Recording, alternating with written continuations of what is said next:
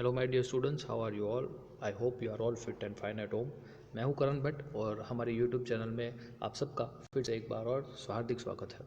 आज हम लोग बात करने वाले हैं स्टैंडर्ड 12th कॉमर्स के उसी सब्जेक्ट के chapter number 2 that is principles of management में एक पर्टिकुलर टॉपिक है जिसका नाम है importance of principles of management.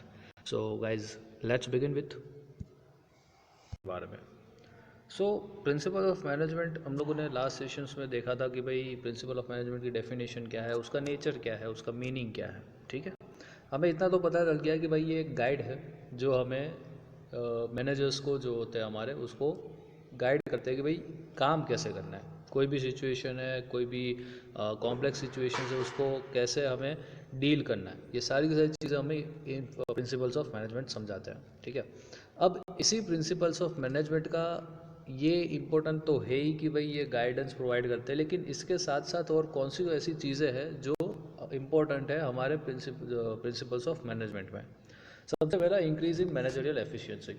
अब क्योंकि हमें पता है कि भाई ये प्रिंसिपल ऑफ मैनेजमेंट हमें गाइडलाइन प्रोवाइड करते हैं, तो मैनेजर्स को कोई भी टास्क परफॉर्म करना होगा, कोई भी सिचुएशन हो, कोई भी टास्क परफॉर्म करना होगा, मैनेजर्स के लिए ये as a guideline, as a digest provide करेंगे हमें कि भाई ये सिचुएशन है तो इसे ऐसे टैकल किया जाए, ऐसी सिचुएशन होती है तो इसमें ये करना बेहतर है। ठीक है, और इसी के बेसिस पे ये हमारे पूरे बिजनेस की पूरे मैनेजरियल एफिशिएंसी जो होती है उसे इंक्रीज़ करता है। ठीक है, क्योंकि बहुत बारी ऐसा होता है कि हमें कुछ गाइडेंस ना मिलने के लिए, गाइडेंस ना मिलने की वजह से कोई ना कोई प्रकार का हमारा जो ऑब्जेक्टिव होता है वो फुलफिल नहीं हो पाता। ठीक है, आज देखो बहुत सारे लोग जो है वो यूपीएससी जीपीएससी की प्रिपरेशंस कर रहे हैं, लेकिन जो एफिशिएंट गाइडेंस उन्हें मिलना चाहिए वो नहीं मिल पाता, तो वो बहुत सारे बच्चे जो है वो अनसक्सेसफुल हो जाते हैं। ऐसे में अगर हमारा बिजनेस ऑब्जेक्टिव अगर फेल हो जाएगा तो हमारा बिजनेस कैसे सर्वाइव कर पाएगा मार्केट में।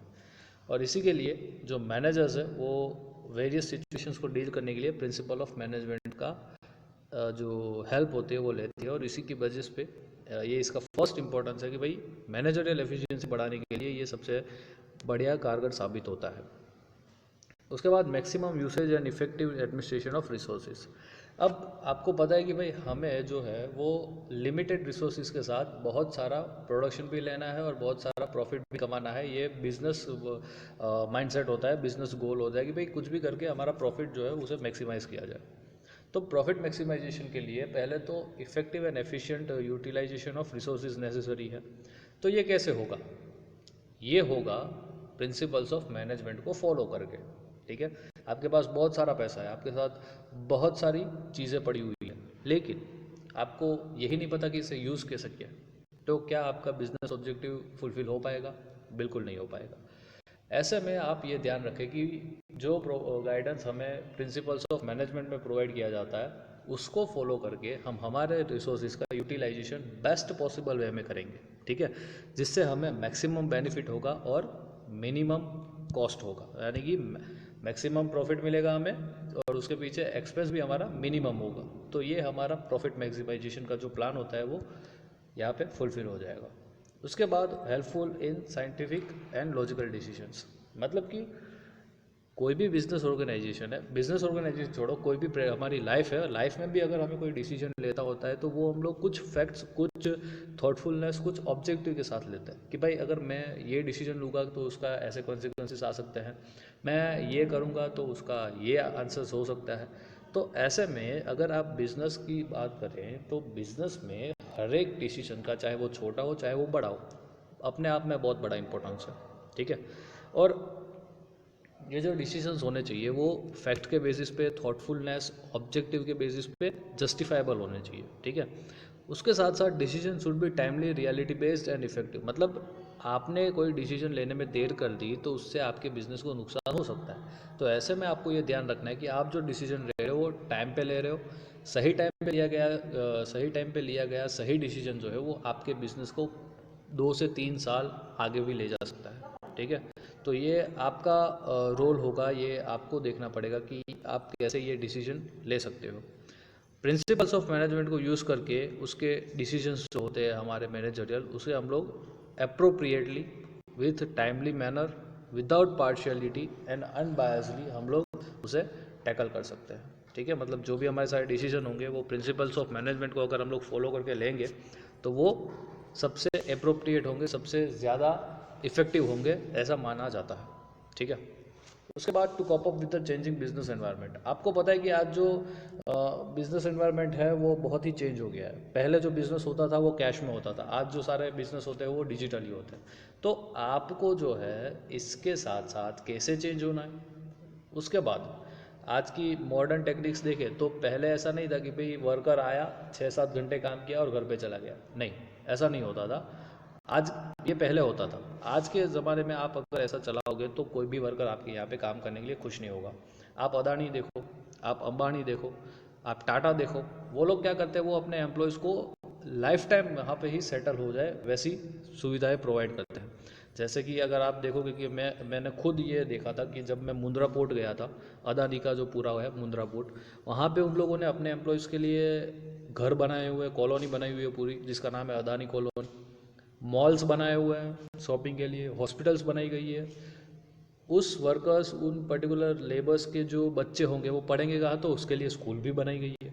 ठीक है।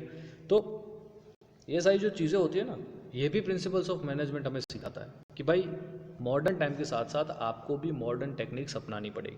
ठीक है। तो इसके लिए भी हमारा प्रिंसिपल ऑफ मैनेजमेंट इंपॉर्टेंट है। फिफ्थ पॉइंट है हमारा टू फुलफिल सोशल रिस्पॉन्सिबिलिटी। अब गाइज ऐसा है कि जो बिजनेस होता है वो डेफिनेटली किसका यूज़ करता है, पब्लिक का यूज़ करता है, पब्लिक के रिसोर्सेज का यूज़ करता है। ठीक है। आज आप देखो कि आपने बहुत बारी सुना होगा ये लाइन कि भाई धंधा तो दूसरों के पैसे से ही करना चाहिए। ठीक है। तो ये दूसरे के पैसे यानी कि वो बैंक में से लोन लेंगे, तो बैंक में किसका पैसा है, बैंक में आम नागरिकों का, आम सिटीजन्स का पैसा है। तो सिटीजन के पैसा से आप अपने तो मौज मजा नहीं कर सकते ना, ये करो उसकी मना नहीं है, लेकिन साथ साथ आपका ये भी फ़र्ज़ है कि आप सोसाइटी को भी कुछ प्रोवाइड करो। ठीक है। तो ऐसे में प्रिंसिपल्स ऑफ मैनेजमेंट हमें कहता है कि बिजनेस एक इनडिविजिबल पार्ट है कम्युनिटी का, और प्रॉफिट अगर बिजनेस का एम है तो वो खाली प्रॉफिट ही उसका एम नहीं होना चाहिए, साथ साथ सोशल रिस्पॉन्सिबिलिटी भी मॉडर्न टाइम्स के बिजनेस का एक एम होना चाहिए। जैसे कि मैं आपको एग्जांपल दूं, अगर गांधीनगर की बात करें तो गांधीनगर में बहुत सारे सर्कल्स ऐसे हैं जो किसी ना किसी ऑर्गेनाइजेशन ने टेक ओवर किए हुए हैं। जैसे कि च0 वाला जो सर्कल है उसको जो है हम लोग रिलायंस इंडस्ट्री जो है पूरी उन्होंने टैकल किया है, मतलब कि च0 सर्कल का पूरी जो देखभाल होगी वो रिलायंस करेगा। ठीक है। तो ऐसे में ये उन लोगों की एक सोशल रिस्पॉन्सिबिलिटी। आप दूसरा देखो, टाटा चैरिटेबल ट्रस्ट है। अब टाटा में जितना भी इनकम होती है उस टाटा की 40% इनकम वो टाटा चैरिटेबल ट्रस्ट में जाती है। ठीक है। आप समझो इससे वो लोग क्या दिखा रहे हैं कि भाई हम लोग जो प्रॉफिट कमा रहे हैं, जिसका पैसा यूज़ करके हम लोग प्रॉफिट कमा रहे हैं, उसी को हम लोग वापस दे रहे हैं। ठीक है। तो ये भी effective implementation of managerial principles जो है वो हमें सिखाता है कि भाई सोशल रिस्पॉन्सिबिलिटी को हम लोग कैसे अचीव किया जाए। ठीक है। उसके बाद सिक्स्थ पॉइंट है useful for research, training and development. अब ये जो मैनेजमेंट प्रिंसिपल्स है ना सारे के सारे, वो मैनेजरियल थॉट्स के लिए सबसे बड़े इंपॉर्टेंट चीज़ है। ठीक है। आप देखो कि मैनेजमेंट प्रिंसिपल है, टास्क ऑफ मैनेजमेंट प्रिंसिपल को यूज़ करके आप ट्रेनिंग, एजुकेशन एंड डेवलपमेंट का जो टास्क होता है एम्प्लॉय का, उसे आप फुलफिल कर सकते हो। ठीक है। एप्टीट्यूड टेस्ट इस बहुत ली जाती है किसी बिजनेस यूनिट में अपॉइंटमेंट्स के रिगार्डिंग। आपको पता होगा कि अभी आपको नहीं पता होगा, लेकिन आपके बड़े भाई या बड़ी बहन कोई होगी, वो किसी ऑर्गेनाइजेशन में इंटरव्यू के लिए जाएंगे तो उनके लिए टेस्ट ली जाएगी। टेस्ट के बाद उनको सेकंड राउंड दिया गया, सेकंड राउंड के बाद थर्ड राउंड होगा इंटरव्यू। ठीक है।